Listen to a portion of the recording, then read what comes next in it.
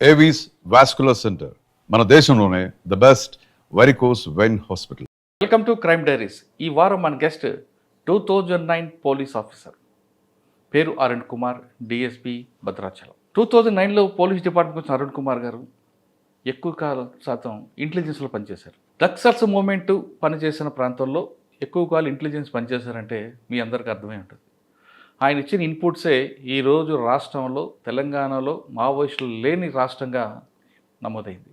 అంటే అరుణ్ కుమార్ గారు ఒక్కటి ఇచ్చిన కాకుండా ఆ టీం అంతా చేసిన వర్క్ ఈరోజు ఇన్పుట్స్ అంత చక్కగా వచ్చాయి. అరుణ్ కుమార్ని అడిగి అసలు పోలీస్ డిపార్ట్మెంట్కి ఎందుకు వచ్చారు, వస్తున్నప్పుడే ఆయన కూడా నక్సల్స్ మూవ్మెంట్ నుంచి బాగా ఉన్న ఏరియా నుంచి వచ్చారు కాబట్టి అక్కడ ఎలాంటి అనుభవాలు ఉండేవి. ముఖ్యంగా first posting Karakagudem, Naxals police station పేల్చిన మంచి పెద్ద ఎఫెన్స్ అది. ఆ కరకగూడెంలో ఆయనకు వచ్చిన ఎక్స్పీరియన్స్ ఏంటి, భద్రాచలంలో వరకు ఆయన చేస్తున్న జర్నీ ఎలాగుంది అనే విషయాన్ని సార్ అడిగి తెలుసుకున్నాం. సార్ నమస్తే అండి. నమస్కారం. అరుణ్ కుమార్ గారు తెర మీదకి రారు, తెర వెనక నడిపిస్తుంటారు. తెర మీదకి వచ్చేది చాలా తక్కువ, మిగతా ఆఫీసర్లాగా ఉంటారు. కానీ మీరు నక్సల్స్ ప్రభావిత ప్రాంతమైన వరంగల్ నుంచి వచ్చారు కాబట్టి అక్కడ మూమెంట్ ఎలాగ ఉండేది. ఇప్పుడు భద్రాచలం, కొత్తగూడెం, చెర్ల, వెంకటాపురం ఆ ప్రాంతాన్ని ఎక్కువ కాలం పని చేస్తున్నప్పుడు ఇక్కడ మూమెంట్ ఏ స్థాయి ఉంటుంది, దళాల యాక్టివిటీ ఎలాగ ఉండేది, అసలు ఆ సిద్ధాంతం కనుమరిగిన సిద్ధాంతాన్ని పట్టుకొని వేలాడబట్టే వాళ్ళందరూ ఈ పరిస్థితికి వచ్చారా, లేదు పబ్లిక్లో వాళ్ళకి సరిగ్గా సపోర్ట్ లేక వాళ్ళందరూ బయటకు వచ్చారా? మీకు ఎక్కువగా ఇంటెలిజెన్స్ రిపోర్ట్ బాగుంది కాబట్టి ఇప్పుడు జరిగిన ఇష్యూకి అంటే గడువుకు ముందే నక్సల్స్ మూవ్మెంట్ బ్రేక్ అవ్వడానికి మీ పార్ట్ ఎంతవరకు ఉంది? ఈ ప్రశ్నకు సమాధానం చెప్పే ముందు అరుణ్ కుమార్ గారు వరంగల్ టు భద్రాచలం జర్నీ చెప్పండి. మాది తిమ్మాపురం విలేజ్, హనంకొండ మండలం, గతంలో ప్రజెంట్ కిలా వరంగల్ మండలం, వరంగల్ డిస్టిక్. నేను పుట్టి పెరిగిందంతా మా తిమ్మాపూర్ విలేజ్లోనే. నేను చిన్నప్పుడు కూడా మా విలేజ్లో, మాది వరంగల్ నుండి ఒక 8 కిలోమీటర్స్ డిస్టెన్స్ ఉండే ఊరైనా కూడా మా దగ్గర అప్పుడున్న మావోయిస్టు పార్టీలు ఏదైతే విరసం అయితే ఏమైతుంది, మన పీపుల్స్ వార్ ఇవి తిరిగేది. ఆ క్రమంలో వీళ్ళు వచ్చి మా దగ్గర పాటలు పాడే క్రమంలో ఊర్లో ఉన్న పబ్లిక్ అంతా ఆ పాటలు వినేకి వెళ్తుండే. అదే సమయంలో నేను కూడా వెళ్ళి వింటుండే. అసలు నేను ఎందుకు వెళ్తున్నా, ఆ పాటలు ఎందుకు వింటున్నా, నేను వాళ్ళు ఏది జై కొట్టమంటే నేను ఎందుకు కొడుతున్నా అనేది కూడా అర్థం కాని స్టేజ్లో ఆ పాటలకు అట్రాక్ట్ అవ్వడమో, లేకపోతే ఆ పబ్లిక్ అక్కడ ఎందుకు వెళ్తున్నారని తెలియకుండా కూడా మేము వెళ్ళి చూడడం జరిగేది అన్నట్టు. ఎవరి పాటలు విన్నారు మీరు అప్పుడు? అంటే ఇక అది స్పెసిఫిక్ ఎవరు పాటలు అనేది మనకు అప్పుడు, అంటే నా చిన్న వయసు కాబట్టి కరెక్ట్గా గుర్తించలేకపోతున్నాం. కానీ అప్పుడు వాళ్ళు చేసే క్రమంలో కొన్ని ఏం చేసేదంటే వాళ్ళు పబ్లిక్గా పంచాయతీలు చేసేది అన్నట్టు. అంటే ఏంటిదంటే అధిక వడ్డీలకు ఇచ్చేవారిని పిలిపించేది ప్రజల మధ్యలోకే. మీరు ఎందుకు అధిక వడ్డీలు ఇస్తున్నారు అనే దాని మీద కూడా వాళ్ళు కొంత వాళ్ళను అక్కడ ప్రజల మధ్యలోనే వాళ్ళ గొడవలను పరిష్కారం చేసి అక్కడికక్కడనే వాళ్ళని శిక్షించేయడం చేసేది అన్నట్టు. ఇట్లా ప్రజలు ఎక్కువ వాళ్ళకు దగ్గర అవ్వడం మొదలుపెట్టిండ్రు అన్నట్టు. మాకు police station Mamnoor police station, ఇది మా విలేజ్ నుండి ఒక 3 కిలోమీటర్ డిస్టెన్స్లో ఉన్నా కూడా పోలీసును అప్రోచ్ కాకుండా ఉంటుండే పబ్లిక్. ఎందుకంటే నేను అప్పుడు, అంటే నాకు ఊహ తెలిసిన తర్వాత దాని గురించి ఆలోచిస్తే ఏంటంటే పబ్లిక్తోని పోలీస్కు రిలేషన్ తక్కువ ఉండడం వల్ల పబ్లిక్ ఎవరైతే ఎక్కువ యాక్సెస్ ఉంటారో వాళ్ళని అప్రోచ్ అవుతుండ్రు అనేది ఒక విషయం అయితే నేను నా చిన్నప్పుడు గ్రహించిన. మా ఊరు నుండి కూడా ఒక అతను మావోయిస్టు పార్టీలో ఉన్నాడని నాకు అప్పుడే తెలుసు. ఎవరైనా? అతను జనార్దన్ రెడ్డి అని తర్వాత క్రమంలో చనిపోయాడు. ఆయన చనిపోయిన తర్వాత ఆయన అంత్యక్రియలు కూడా మావోయిస్టు పార్టీ అంటే ఏదైతే ఫ్రంటల్ ఆర్గనైజేషన్ నుండి కానీ పార్టీ నుండి కానీ ఆ రోజు వచ్చి ఆయనకి నివాళులు అర్పించిపోయింది అనేది చెప్పుకున్నారు. కానీ నాకు కూడా అదైతే తెలియదు. ఇది మీరు ఆ పాటల ప్రభావం ఆకర్షులైన ఎందుకు అటువైపు అడగలేదు, మీరు చదువుకోవడం అటే వచ్చారు? అంటే ఏమైందంటే ఇది మా దగ్గర ఒక నాకు ఊహ తెలిసే వరకే ఇది మా దగ్గర నుండి దూరం అయిపోయింది. ఏదైతే ఈ పాటల ప్రభావితం ఉందో అది మా దగ్గర నుండి దూరం అయిపోయింది. ఎందుకంటే అప్పటి సంవత్సరం అంటే అది నాకు తెలిసి 95, 96 పీక్ స్టేజ్ ఉంది కదా. 95, 96 పీక్ స్టేజ్లు ఉంది. అంటే ఎప్పుడు అంటే ఆ టైం తర్వాత గవర్నమెంట్ కొంత గట్టిగా యాక్షన్ తీసుకోవడం వల్ల ఆ ప్రాంతం నుండి వేరే ప్రాంతానికి అయితే వెళ్ళిపోయింది. ఏదైతే హనంకొండ పోలీస్ స్టేషన్ మీద బాంబు దాడి జరిగిందో అప్పటి వరకు కూడా నాకు మావోయిజం అనేది కొంత ఐడియా ఉంది అన్నట్టు. ఆ దాడి జరిగిన తర్వాత కొన్ని రోజులకే ఒక 2 days 3 days వితిన్లోనే ఒక ఎన్కౌంటర్ అయింది అన్నట్టు. అంటే పోలీసు యొక్క ఇన్ఫర్మేషన్ వ్యవస్థ ఇంత ఉంటుందా అనేది నాకు అప్పుడు కొంత అయితే ఐడియా ఉంది. ఈ క్రమంలో నాకు మావోయిస్ట్ మీద నా చిన్నప్పుడు కొంత అవగాహన ఉంది అన్నట్టు. అప్పుడు మీ చిన్నతనాల్లో గట్టి పనిచేసిన పోలీస్ ఆఫీసర్ అంటే అప్పుడు చాలా మంది పనిచేశారు వరంగల్లో. చాలా మంది పని చేసిన ఇది మన ఎక్స్ డీజీపీ సార్ ఉండే గౌతమ్ సవాంగ్ గారా? కాదు జేవి రాముడు గారు, ఏబి వెంకటేశ్వరరావు, సురేంద్రబాబు. ఏదేమైనా కూడా అప్పుడున్న పోలీస్ ఆఫీసర్ల గురించి నాకు పెద్ద పరిచయం లేకున్నా ఓకే బిటి నాయక్ గారు అందరూ చేశారు కదా. చేసింది. కానీ మన సారు ఇప్పుడు అప్పుడు ఇది నళిని ప్రభాత్ ఒకటి ఎస్ నా అప్పుడు నళిన్ ప్రభాత్ సార్ది కొంత ప్రభావం అయితే ఉంది. సారు వచ్చిన తర్వాత వరంగల్ సిటీని ఒక రకంగా సెట్ చేయడం, మావోయిస్టు పార్టీకి బాగా ఉక్కుపాదం మోపడం, ఇవన్నీ ఆ సీజన్తో వరంగల్ టౌన్ నుండి మావోయిస్టు పార్టీ నెమ్మదిగా అడవులకి వెళ్ళిపోవడం అయితే నాకు అప్పటి వరకు తెలిసిన ఇది అన్నట్టు. ఆ తర్వాత ఇక నాకు మళ్ళీ మావోయిస్టు పార్టీతో సంబంధం లేదు. నేను తర్వాత ఏం చేసిన అంటే 2006లో కానిస్టేబుల్ సెలెక్ట్ అయినా. నేను 2006లో కానిస్టేబుల్ సెలెక్ట్ అయ్యి ఫస్ట్ నేను హైదరాబాద్ సిటీలో పోస్టింగ్ నాది. నేను నల్లకుంట పోలీస్ స్టేషన్లో ఒక 1.5 year పోస్టింగ్ చేసిన కానిస్టేబుల్గా. ఆ తర్వాత 2009 బ్యాచ్లో డైరెక్ట్ సబ్ ఇన్స్పెక్టర్గా సెలెక్ట్ అయినా. నేను 2009 సబ్ ఇన్స్పెక్టర్ సెలెక్ట్ అయిన తర్వాత ట్రైనింగ్ అయిపోయిన తర్వాత నాకు ఫస్ట్ పోస్టింగ్ ఉమ్మడి ఖమ్మం డిస్టిక్. అప్పుడు ఉమ్మడి ఖమ్మం డిస్టిక్లో కరగూడెం పోస్టింగ్ ఇచ్చారు. నేను 2011 డిసెంబర్లో కరగూడెం పోలీస్ స్టేషన్లో నేను అది బ్లాస్ట్ అయింది కదా, అప్పటికి బ్లాస్ట్ అయింది. ఎస్హెచ్ఓగా ఛార్జ్ తీసుకున్నా. ఎస్హెచ్ఓగా ఛార్జ్ తీసుకున్న తర్వాత మా కరగూడెం పోలీస్ హిస్టరీ చదివితే ఏమైందంటే 2 మేజర్ బ్లాస్టింగ్స్ ఉన్నాయి. ఒకటి 92ల రాళ్ళవాగు బ్లాస్టింగ్ అని ఒకటి మన పోలీస్ జీబును పేల్చారు. దాంట్లో కూడా అందాజు ఒక 10 మంది చనిపోయారు. ఆ తర్వాత 97 పోలీస్ స్టేషన్ బ్లాస్టింగ్ చేశారు. పోలీస్ స్టేషన్ బ్లాస్టింగ్లో మొత్తం 16 మంది చనిపోయినారు అన్నట్టు. ఈ 2 ఇన్సిడెంట్ల మీద నేను బాగా స్టడీ చేసిన. ఎందుకు ఈ మారుమూల ప్రాంతమైన ఇక్కడ మావోయిజం కూడా గట్టిగా లేని ప్రాంతంలో ఈ 2 ఇన్సిడెంట్ పోలీస్ మీద ఎందుకు జరిగినాయి అనే దాని మీద నేను బాగా స్టడీ చేస్తే నాకు అలా కనిపించిన ఒక ల్యాబ్స్ ఏంటంటే ప్రజలతోని కరెక్ట్గా సంబంధాలు లేకపోవడం అనేదే నాకు కొంత ల్యాబ్స్ అనిపించింది అన్నట్టు. పోలీస్కి ప్రజెంట్ గ్యాప్ ఉంది, అక్కడ గ్యాప్ ఉంది అన్నట్టు నాకు అనిపించింది. అది నా ఒపీనియన్, నాకు అనిపించింది.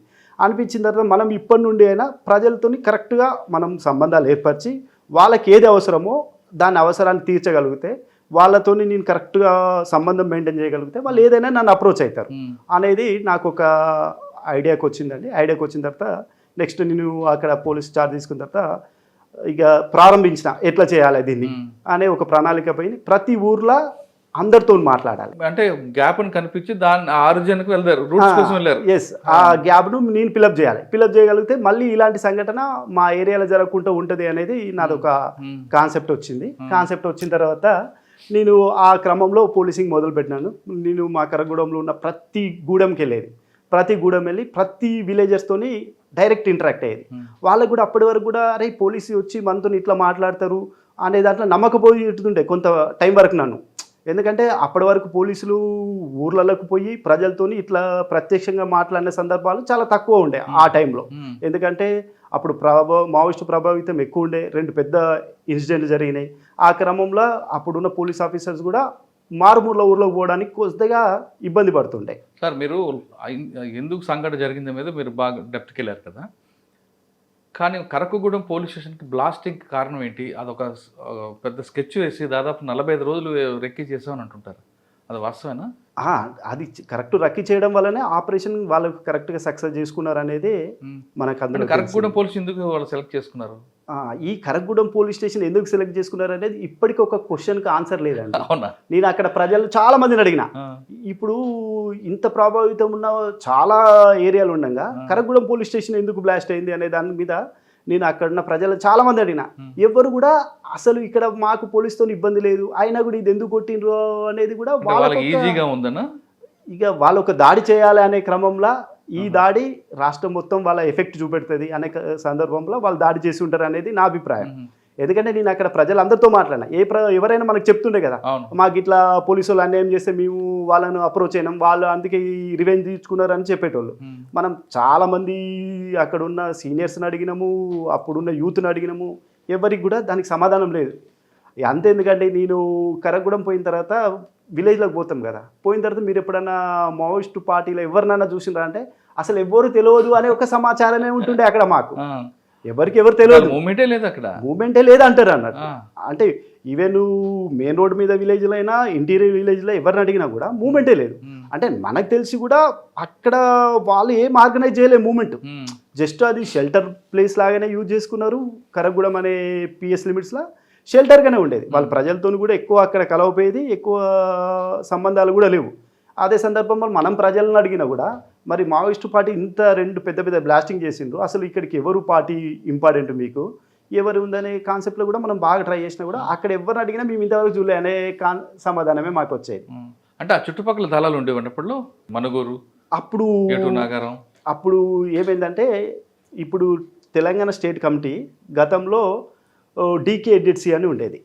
డీకేజెడ్సీ నేను కరగూడెం పోలీస్ స్టేషన్లో ఉన్నప్పుడు డీకేజెడ్సీ ఉండేది. డీకేజెడ్సీలో అప్పుడు కేకేడబ్ల్యూ అని డివిజనల్ కమిటీ. కొత్తగూడెం అదేనా? కేకేడబ్ల్యూ అంటే కరీంనగర్, వరంగల్, ఖమ్మం, ఇది ఒక డివిజన్ కమిటీ ఉండేది. ఆ డివిజన్ కమిటీలో మా మనుగూరు ఏరియా ఒక దళం ఉండేది. ఆ మనుగూరు ఏరియా దళం అనేది అప్పుడు అంతగా పెద్ద ప్రభావితం కాదు. అప్పటికే ఈ దళాలన్నీ కూడా షెల్టర్ కోసం ఛత్తీస్గఢ్కి వెళ్ళినాయి. మన దగ్గర కొంత టైట్గానే ఉంది. దళాలు అయితే షెల్టర్ కోసం ఛత్తీస్గఢ్కి వెళ్ళాయి. కాకపోతే ఫ్రీక్వెంట్గా వచ్చి వాళ్ళు ఆర్గనైజ్ చేయడము పోవడం అనేది అయితే జరుగుతుంది. వాళ్ళ ఉనికి కోసమే బ్లాస్టింగ్. అంటే బ్లాస్టింగ్ 90 to 97 అయినప్పుడు కొంత దళాలన్నీ తెలంగాణలోనే ఉన్నాయి. తర్వాత 2004 అయిన తర్వాతనే ఈ దళాలన్నీ ఛత్తీస్గఢ్కి వెళ్ళినాయి. కొంత పోలీస్ ఏదైతే టైట్ చేయడం వల్ల ఈ దళాలన్నీ ఛత్తీస్గఢ్కి వెళ్ళిపోయినాయి. ఛత్తీస్గఢ్లో షెల్టర్ పెట్టుకొని ఆర్గనైజేషన్ పర్పస్ మాత్రమే వచ్చి 2 నెలలు 3 నెలలు తిరిగి ఆర్గనైజ్ చేసి మళ్ళీ రిటర్న్ పోతుండే. మళ్ళీ కొంత గ్యాప్ తీసుకొని మళ్ళీ వచ్చి ఆర్గనైజ్ చేసి వాళ్ళైతే చేసేది. సార్ మీరు సంవత్సరం పాటు పనిచేస్తారు కదా కరంగూడెంలో? నేను 2.5 సంవత్సరాలు 2.5 సంవత్సరాలు చేశారు. ప్రజలకి పోలీసు మధ్యన గ్యాప్ లేకుండా మీరు ప్రతి గూడెం వెళ్ళారు, మాట్లాడారు. మరి అటువైపు నుంచి రాలేదా థ్రెట్ మీకు? నేను ప్రతి గూడెం వెళ్ళినా మాట్లాడినా. ఈ మాట్లాడే క్రమంలో ఏమైందంటే వాళ్ళకు ఒక కొంత టైం తర్వాత నా మీద వాళ్ళకు ఒక మంచి అభిప్రాయం అయితే ఏర్పడ్డది. ఓకే, పోలీస్ అంటే ప్రజల దగ్గరికి వస్తారు, ప్రజల సమస్యలు తీరుస్తారు అనే క్రమంలో మనం ఏం చేసినామంటే ఇప్పుడు ఏదైతే గుత్తుకు హ్యాబిటేషన్స్ ఉంటాయి కొన్ని మా దగ్గర, అప్పుడు కరగూడెంలో ఒక 8 గుత్తుకు హ్యాబిటేషన్స్ ఉంటాయి. ఒకరోజు నేను ఒక గుత్తుకు హ్యాబిటేషన్ విలేజ్ విజిటింగ్ పోయినప్పుడు ఏమైందంటే ఒక ముసలతను ఒక 60-65 సంవత్సరాలు ఉంటాయి. అతను ఈ చలికాలంలో నిప్పు పెట్టుకుంటారు కదా, ఆ నిప్పు కాలు సగం కాలిపోతుంది. అతనిది కాలిపోయి అది సెప్టిక్ అయింది, బాగా డీకమ్ అట్లుంది అన్నట్టు. ఉన్న క్రమంలో మనం చూసి అరే ఇంత అయినా కూడా మీరు హాస్పిటల్ పోకపోతే ఇబ్బంది పడతారని చెప్పేసి అతన్ని మనం ఏం చేసినాం, దగ్గరుండి హాస్పిటల్ షిఫ్ట్ చేసి అతనికి ట్రీట్మెంట్ చేయించి మంచిది అయిన తర్వాత తీసుకొచ్చి అదే విలేజ్లో పెట్టినాం. అప్పుడు వాళ్ళకు పోలీస్ మీద ఒక మంచి అభిప్రాయం వచ్చింది. ఓకే, పోలీస్ అనేటోళ్ళు ప్రజలకు పని చేస్తారు, వాళ్ళకు మనం ఏదైనా చెప్పుకోవచ్చు, మన కష్టాలు బాధలు ఏవైనా చెప్పుకోవచ్చు అనే దాంట్లో అట్లా ఇది ఒక చిన్న ఎగ్జాంపుల్. అట్లా మేము ఏం చేసినామంటే ఇట్లా వైద్యం ఎవరికైతే అవసరం ఉందో వాళ్ళకు వైద్యం చేయించినాం. ఇంకా ఆర్థికంగా ఎవరికైనా ఏదైనా కావాలన్నా కూడా చేసినాం. వాళ్ళకు వేరే ఇప్పుడు మండల ఆఫీస్లో కానీ ఆర్డీఓ ఆఫీస్లో కానీ కలెక్టర్ ఆఫీస్లో కానీ ఏమైనా పని ఉందనుకో వీళ్ళు పోయి చేసుకోలేరు. వీళ్ళు ఒక దళారిని పట్టుకోవాల్సిందే, ఆ దళారి ఎప్పుడు పని చేయబోతుంది.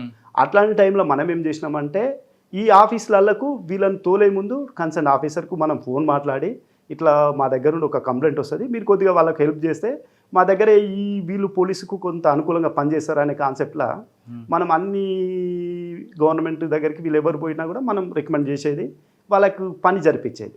ఆ విధంగా పోలీసుకు ఉన్న ప్రజలకు మంచి సంబంధాలు ఏర్పడాయి. అప్పుడు నాకు ఫస్ట్ హరికుమార్ సారు ఉండే, ఆ తర్వాత రంగనాథ్ సార్ వచ్చింది. రంగనాథ్ సార్కు మావోయిజం మీద మంచి గ్రిప్ ఉంది.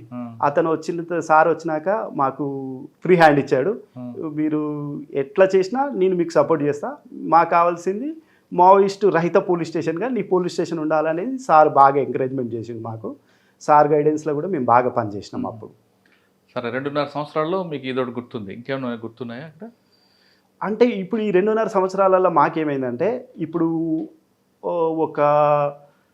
ఒక టైంలో ఒక 40 మెంబర్స్ దళం వస్తుంది ఒక సందర్భంలో. అది 2012 నాకు తెలిసి వర్షాకాలం అంటే జూన్ జూలై మధ్యలో కరగూడెం వైపు ఒక దళం వస్తుంది. ఒక 40 మందితో వస్తారు అన్నట్టు. అప్పుడు లీడ్ చేసింది ఇప్పుడు ఏదైతే హరిభూషణ్ చనిపోయిండో అతను లీడ్ చేస్తుండు. అతనితో పాటు ఆ రోజు దామోదర్ ఉన్నాడు. దామోదర్తో పాటు పుష్పక అని మనకు పువర్త్ ఎన్కౌంటర్లో చనిపోయిన ఆమె ఉంది. ఆమె సుధాకర్ వాళ్ళ భార్య. అప్పుడు సుధాకర్ రాలే, అప్పుడు సుధాకరే దీనికి అంత హెడ్ ఉంటుండే, సుధాకర్ అవతలనే ఉన్నాడు. వీళ్ళందరూ వచ్చిండు అన్నారు. వీళ్ళందరూ వచ్చిన ఇన్ఫర్మేషన్ను అదే విలేజర్ ఒక అతను చూసి మనకు అడ్వాన్స్గా చెప్పగలిగిండు అన్నట్టు. అట్లా అంటే మాకు అప్పుడు అనిపించింది అన్నట్టు, నేను చేసే కార్యక్రమాల వల్ల మాకైతే సమాచారం అయితే వస్తుంది, ప్రజలు మమ్మల్ని నమ్ముతుండ్రు అనేది మాకు ఒక అభిప్రాయం ఏర్పడేది. అప్పటి నుండి కూడా మా ఏరియాలో ఎప్పుడు దళ మూమెంట్ ఉన్నా విత్ ఇన్ డేస్లోనే మాకు ఇన్ఫర్మేషన్ వచ్చేది. ఓకే, చెప్పండి. దాంతోపాటు మేము ఆర్గనైజ్ చేసేది మా పోలీస్ కానీ పార్టీ. వీళ్ళు వస్తారని ముందే వచ్చింది కదా, మరి మీరేం చేశారు? అంటే వచ్చారని వచ్చింది. అప్పటి వరకు ఆ ఏరియాలో ఉన్నారు లేరు అనే ఇన్ఫర్మేషన్ కొంత తక్కువ ఉంటుండే. ఆ తర్వాత మాకు వస్తుండ్రు అనేది, వచ్చిండ్రు తిరుగుతుండ్రు అనేది ఇన్ఫర్మేషన్ ఎప్పటికప్పుడు వస్తుండే. వచ్చినప్పుడల్లా మేము కూమింగ్ ఆపరేషన్స్కు మేము పోతుంటిమి. ఆ తర్వాత వాళ్ళు మమ్మల్ని చూసి పారిపోవడమా అట్లా జరుగుతున్న సందర్భాలల్లో ఏమైందంటే ఓకే కరగూడెం ఏరియాకి పోతే పోలీసు వాళ్ళకి ఇన్ఫర్మేషన్ కానీ ఎప్పుడు సైట్ అవ్వలేదు మీకు? సైట్ కాలే ఆ టైంలో. అంటే కరగూడెం ఏరియాకు పోతుంటే పోలీసులకైతే ఇన్ఫర్మేషన్ పోతుంది. అంటే పబ్లిక్లో మార్పు వచ్చింది ఆ ఏరియాలో. కాబట్టి అది మనకు అప్పట్లాగా సేఫ్ జోన్ కాదు. మనం అక్కడికి పోయినా కూడా పబ్లిక్ను ఫ్రీక్వెంట్గా ఎవరిని కలవద్దు. మనకైతే ఎవరైతే నమ్మకస్తులు ఉంటారో వాళ్ళని కలవాలనే దాంట్లో అయితే వాళ్ళు వెళ్ళారనే అభిప్రాయం మాకు తర్వాత తెలిసింది. అది ఓకే. కరగూడెం తర్వాత నేను కరగూడెం తర్వాత మనుగురు చేశాను. మనుగురు చేసిన మనుగురు కూడా ఓన్లీ మనుగురు టౌన్ వరకే టౌన్ లాగా ఉంటుంది, మిగతా అది కూడా ఇంటీరియల్ ఏరియానే. అక్కడ పోయిన తర్వాత కూడా మేము ఈ ఇంటీరియల్ విలేజ్తో కూడా బాగా ఇంటరాక్ట్ అయ్యేది. అక్కడికి అంటే కొద్దిగా మనుగురుకు తక్కువలేండి, ఎందుకంటే మనుగురు అంతా కొద్దిగా టౌన్ వాతావరణంలో ఉంటుంది, విలేజెస్ ఇంటీరియల్ తక్కువ ఉంటాయి. మనుగురులో కూడా అంతగా కరగూడెం కన్నా తక్కువే. కరగూడెం కంటే తక్కువ. కరగూడెం ఇక ఫుల్లీ ఎఫెక్టెడ్ అది. అప్పుడు మనుగురులో కూడా మనము ఈ గుత్తికో హ్యాబిటేషన్స్ వీళ్ళతో ఎక్కువ కమ్యూనిటీ పోలీసింగ్ ఎక్కువ ప్రయారిటీ ఇచ్చారు. అంతే, అదే పోలీసింగ్లో మనకు ఇన్ఫర్మేషన్ పెరగాలంటే కమ్యూనిటీ పోలీసింగ్. వాళ్ళకి ఏది కావాలో మనం అటెండ్ అయినాం అనుకో ఆటోమేటిక్గా మన మీద నమ్మకం వస్తుంది. మనం వద్దన్నా కూడా ఇన్ఫర్మేషన్ చెప్తారండి వాళ్ళు, షూర్. అది ఓకే. మనుగురు తర్వాత నేను మనుగురు తర్వాత ముల్కల్పల్లి చేశా. ముల్కల్పల్లిలో ఒక 1.5 years చేశా. ముల్కల్పల్లిలో కూడా మాకు 18 గుత్తికు హ్యాబిటేషన్స్ ఉండే అప్పుడు. అది ఇంటీరియలే, బట్ కాకపోతే అక్కడ మూమెంట్ ఉండదు. మూమెంట్ లేకుండా కూడా మనం ఏం చేసేదంటే ఈ ముల్కల్పల్లిలో అందరూ కూడా మన సుక్మా, బీజాపూర్, దంతెవాడ ఈ డిస్టిక్లలోకి వెళ్ళి మైగ్రేట్ అయిన వాళ్ళే. మనం ఏం చేసేదంటే వీళ్ళు రెగ్యులర్గా అటు వెళ్ళేస్తుంటారు, ఛత్తీస్గఢ్కి వెళ్ళేస్తుంటారు. అటు వెళ్ళినప్పుడల్లా వీళ్ళని మనం మోటివేట్ చేసేది. అక్కడ ఏం జరుగుతుందో కనుక్కొని మళ్ళీ వచ్చి మాకు చెప్పమని చెప్పేది అన్నట్టు. సో అట్లా కూడా మేము కొంత ఇన్ఫర్మేషన్ డెవలప్ చేసేది. ఏది బీజాపూర్లో ఏమవుతుంది, సుక్మాలో ఏమవుతుంది, దంతెవాడలో ఏమవుతుంది అంటే ఏరియా వైజ్గా కొంత అప్పుడైతే ఇన్ఫర్మేషన్ అయితే వాళ్ళు అట్లా ఇన్ఫార్మర్ వ్యవస్థను మనం అప్పుడు కూడా తయారు చేసి వీళ్ళు రెగ్యులర్గా ఏదైతే ఇంటీరియల్ విలేజ్ పోయి వచ్చిన తర్వాత అక్కడ ఏ దళాలు మూవ్మెంట్ అవుతున్నాయి, వాళ్ళ స్ట్రాటజీ ఏంది, వాళ్ళు ఎట్లున్నారు ఇప్పుడు అనే దాని మీద అయితే మేము కొంత వర్కౌట్ చేసినాం. తర్వాత ఎక్కడికి వచ్చారు? ఆ తర్వాత నేను ఇంకా ముల్కల్పల్లి పోస్టింగ్ తర్వాత నేను ఇంటెలిజెన్స్కి వెళ్ళిపోయినా. Intelligence Warangal RIO office. నేను పొలిటికల్ ఇంటెలిజెన్స్గా అక్కడ ఒక 4 years వర్క్ చేశాను. ఓకే. ఆ తర్వాత నాకు 2020 సెప్టెంబర్లో ఇన్స్పెక్టర్గా ప్రమోషన్ వచ్చింది. 2020 సెప్టెంబర్ అప్పుడు నాకు ఇన్స్పెక్టర్గా ప్రమోషన్ వచ్చింది. ఇన్స్పెక్టర్గా ప్రమోషన్తో నేను SIBకి వెళ్ళడం జరిగింది. నేను SIBలో దగ్గర ఒక 6 years వర్క్ చేశాను. 2020 అంటే కరోనా. 21 అంటే కరోనా అయిపోయి సెకండ్ వేవ్కు స్టార్ట్ అయ్యే ముందు. ఓకే. ఫస్ట్ వేవ్ అయిపోయింది. సాధారణంగా ప్రతి ఆఫీసర్ లా అండ్ ఆర్డర్ చేయాలనుకుంటారు కదా, మీరు దీంట్లోనే ఎందుకు స్టిక్ అయిపోయారు? ఇది ఏమంటే ఒక్కొరికి ఒక ప్యాషన్ ఉంటుంది. మనకి ఇది ఒక ప్యాషన్, ఇది ఒక అడిక్ట్ అంతే. వన్స్ దీనికి అడిక్ట్ అయినామంటే ఇది చేయాలన్న ఇంట్రెస్ట్ బాగా పెరుగుతుంది మనకు. ఇది అడిక్ట్ అయిపోయినాం, ప్యాషన్ కూడా ఇది ఒకటి మనకు. అంటే దీనికి ఓపిక ఎక్కువ కావాలి. మిగతా లాండెడ్ పొల్యూషన్ ట్రాఫిక్ అనుకోండి, ఒక టైం ఉంటుంది, ఆ టైంలో డ్యూటీ అయిపోయి దిగుతాం, ఒక ఎక్యూజ్తో మాట్లాడాలంటే 1-2 hours అవుతుంది. SIB లాంటి ఆర్గనైజేషన్లు పనిచేయాలంటే ముందు ప్యాషన్, దాంతోపాటు ఓపిక. ఒక ఇన్ఫార్మర్ ఈరోజు వస్తాడో రాడో తెలియదు, రేపు వస్తాడో, కానీ అక్కడ మీరు ఉండాల్సి వస్తుంది. మరి అంత ఓపికతో మీరు పనిచేశారా? చేసినాం. అంత ఓపిక ఉంది కాబట్టినే మేము SIBలో సక్సెస్ కాగలిగినాం. ఆ ఓపిక లేకపోతే SIBలో సక్సెస్ కావడం కష్టం. ఒకటి. నెంబర్ 2, ఓపిక ఉందంటున్నారు. అబ్జర్వేషన్ ఉండాలి. ఎక్కడ కూడా మీ గురించి రివీల్ చేయకూడదు. కొన్నిసార్లు మరీ ఇబ్బంది ఉన్నా కూడా ఆ ప్రాబ్లం ఫేస్ చేయాలి. అటువంటి చేశారా? చేశామండి అట్లా కూడా. నేను కొత్తగా SIBకి వెళ్ళిన తర్వాత SIBలో నేను చూసిన ఏరియా ఏంటంటే కొత్తగూడెం ఏరియా. కొత్తగూడెం ఏరియా అంటే ఇది మన TSC తెలంగాణ స్టేట్ కమిటీలో మొత్తం 3 ఏరియా కమిటీ అంటే 3 డివిజన్ కమిటీలు ఉంటాయి. ఒక డివిజన్ కమిటీలో భద్రాద్రి కొత్తగూడెం అల్లూరి సీతారామరాజు అనేది ఒక డివిజన్ కమిటీ. నేను ఈ డివిజన్ కమిటీ మూమెంట్ చూడడం మొదలుపెట్టాను. దీంట్లో అప్పుడు 2 ఏరియా కమిటీలు ఉంటుండే. ఒకటి చెర్ల ఏరియా కమిటీ, ఒకటి మనుగూరు ఏరియా కమిటీ. చెర్ల ఏరియా కమిటీలో చెర్ల LOS, శబరి LOS, చెర్ల ఎల్జిఎస్ అని అప్పుడు ఉంటుండే. ఇటు గోదావరి ఇవతల మనుగూరు ఎల్ఓఎస్, మనుగూరు ఎల్జిఎస్ అన్నట్టు. వీటన్నిటికీ ఇప్పుడు ఏదైతే సరెండర్ అయిన ఆజాద్ ఉండో ఆజాదే అప్పటి నుండి కూడా సెక్రటరీగా పనిచేసిండు. ఆ క్రమంలో ఈ చెర్ల ఏరియాకేమో అరుణ డివిసిఎం, ఈమె కార్యదర్శి ఉండేది. మనుగురికేమో లచ్చన్న మంతు క్యాడర్లలో వీళ్ళు కార్యదర్శిగా పనిచేసిండ్రు. నేను ఎస్ఐబికి వచ్చి ఈ ఏరియా చూసేటప్పుడు చేసేటప్పుడు ఈ దళాలు రెగ్యులర్గా మనుగురికి ఏదైతే దళం ఉందో వీళ్ళు షెల్టర్ ప్లేస్ మాత్రం ఛత్తీస్గఢ్లో ఉంటుండే. కానీ ఆర్గనైజేషన్ పరంగా టీమ్స్ గోదావరి క్రాస్ అయ్యేది. మన Karagudem PS limits, Gundala, Allapalli, Manuguru, Ashwapuram, Palvancha rural, ఈ పోలీస్ స్టేషన్లలో మాత్రం వీళ్ళు ఈ ఏరియాలో ఉన్న ఏదైతే ఫారెస్ట్ ఉందో ఆ ఫారెస్ట్లో తిరిగేది. ఆర్గనైజేషన్కి అయితే వచ్చిపోతుండే. కానీ ఆర్గనైజేషన్కి వీళ్ళు వచ్చేపోయే క్రమంలో మేము కూడా సేమ్ వీళ్ళు ఏదైతే ప్రాంతంలో సంచరిస్తారో అదే ప్రాంతాలలో మేము కూడా సంచరించేది. ఇప్పుడు మీరు సంచరించామంటున్నారు కాబట్టి ఆ ప్రాంతంలో వెళ్ళినప్పుడు మీ కవర్ ఏంటి, ఏ విధంగా ఉంటుంది? అంటే ఇక మేము కవర్ ఫస్ట్ చెప్పుకోకూడదు, పోలీస్ అని చెప్తే ఎవ్వరు సహకారం చేయరు. ఫస్ట్ వాళ్ళకు ఆ ప్రాంతానికి ఏదైతే అవసరం ఉంటుంది, ఏ నీడ్ ఉంటుంది, ఆ ప్రాంతానికి ఎవరు ఎక్కువ పోతారు అనేది ఫస్ట్ స్టడీ చేసుకుంటాం కాబట్టి ఆ కవర్లో వెళ్ళిపోతాం అన్నమాట. ఫస్ట్ మేము ఈ గుత్తికి హ్యాబిటేషన్కి వెళ్ళినాం అనుకో, ఎక్కువ ఏం చేస్తామంటే ఏదన్నా సంస్థ పేరు చెప్తాం వాళ్ళకు. అంటే ఈ సంస్థ తరపున మేము వచ్చినాము, మీకు ఏమేమి అవసరాలు ఉన్నాయి, ఏమేమి అవసరాలు లేవు అనే దాని మీద మేము ఒక సర్వే చేస్తున్నాము, దాని గురించి వచ్చినాము అని చెప్పేసి మేము ఫస్ట్ ఆ విలేజ్లోకి ఎంటర్ అవుతాము. ఎంటర్ అయిన తర్వాత ఆ విలేజ్లో మేము మనకు పనికి వస్తారు ఎవరు అనే దాని మీద ఐడెంటిఫై చేసుకుంటాం. ఫస్ట్ చేసుకొని అతన్ని ఫోన్ నెంబర్ తీసుకోవడమా లేకపోతే అతన్ని మనం అనుకున్న ప్లేస్కు రమ్మని చెప్పడమా అనేది కొంత జరిగేది. వాళ్ళు మా దగ్గరికి వచ్చిన తర్వాత వాళ్ళతో మేము ఇక అప్పుడు ఓపెన్ మాట్లాడేది అన్నట్టు. ఇట్లా మేము పనిచేసేది మీ గురించే, మీకోసం పనిచేస్తున్నాం కాబట్టి మీరు మాకు సహకారం చేస్తే మీరు రానున్న రోజులలో సంతోషంగా బతుకుతారు, మీ పిల్లలు సంతోషంగా బతుకుతారు, మంచి చదువులు చదువుతారు, మీకు స్కూల్స్ వస్తాయి, హాస్పిటల్స్ వస్తాయి, పవర్ సప్లై వస్తుంది, వాటర్ ఫెసిలిటీ వస్తుంది, గవర్నమెంట్ ఏవైతే మీకు ఉంటాయో అవన్నీ కూడా ప్రొవైడ్ అవుతాయి. కాబట్టి ఎవరో ఒకరు కష్టపడితే మీతో అందరూ సుఖపడతారు అనే కాన్సెప్ట్లో మేము వాళ్ళకు బాగా బ్రీఫ్ చేసేది. కానీ మీ మాటలు నమ్మేవారండి వాళ్ళు? ఆదివాసులు తొందరగా నమ్మరు కదా. నమ్మరు. కాకపోతే వాళ్ళకు మన మీద నమ్మకం రావాలంటే వాళ్ళకి ఏదైతే పని కావాలో ఆ పని ఫస్ట్ మేము చేసేది. ఫస్ట్ వాళ్ళు ఏదైనా వర్క్ అడిగేది మమ్మల్ని. వర్క్ అడిగితే అది ఎంత వర్క్ అయినా కూడా ఎంత దూరమైనా ఏ ఆఫీసర్లతోనైనా మాట్లాడి ఆ పని చేపిసేది మేము ఫస్ట్. ఆ పని చేసిన తర్వాత వాళ్ళకి కొంత నమ్మకం వచ్చేది మన మీద. ఇంకొకటి ఏంటంటే మనం ఏదైతే వాళ్ళతో మాట్లాడుతున్నామో మన మాటలలో వాళ్ళకు ధైర్యం అంటే మన మాటల మీద వాళ్ళకు నమ్మకం రాగలిగితే 100% ఇక వాళ్ళు మనకు పనిచేస్తారు. ఒక్కసారి మనకు పనిచేయడం మొదలు పెడితే ఇంకా వాడు అబద్ధం అనేది చెప్పాడు, ఎప్పుడు నిజమే. నమ్మి వాళ్ళు పనిచేస్తారు అనుకోండి, ఆ విషయం వాళ్ళకి తెలిసే వాళ్ళకి కోవర్టన్ పేరు మీద వాళ్ళని చంపేస్తారు. మరి అటువంటి ప్రాబ్లం ఫేస్ చేస్తూ మీరు సపోర్ట్ చేసేవారు? అట్లాంటి ప్రాబ్లమ్స్ కూడా ఫేస్ చేస్తూ అంటే మాకు ఎస్ఐబిలో ఫస్ట్ ఏం చెప్తారంటే మనకు ఏమైనా పర్లేదు కానీ మనల్ని నమ్ముకున్న వాళ్ళకి ఏం కాదనేది ఒక పెద్ద సిద్ధాంతంలాగా మాకు చెప్తారు అన్నట్టు. అంటే మనకు పని కాకుండా పర్లేదు కానీ మనల్ని నమ్ముకున్న వాళ్ళకి ఎవరికి కూడా హాని జరగవద్దు అనేది ఒక